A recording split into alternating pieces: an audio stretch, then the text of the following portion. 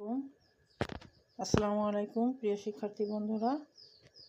আজকে আমাদের রোগী রহিমা পুরাতন রোগী। আজকে ফলো আপ দেখাবো, আবার নতুন সমস্যায় কি ওষুধ দিলাম সেটাও দেখাচ্ছি। রহিমা একটা জটিল বিষয়ের চিকিৎসা করছিলাম।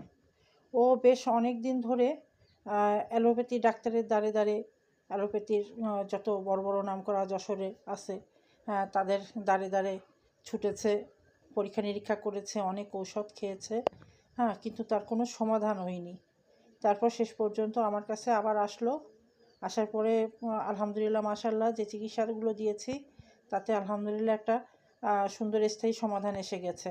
তো সেটাও আমি তোমাদের বলছি। তারপর আজকে সিজনিয়াল যে সমস্যা দেখা দিয়েছে তার উপরে কী ওষুধ দিচ্ছি সেটা তোমাদের জানাচ্ছি।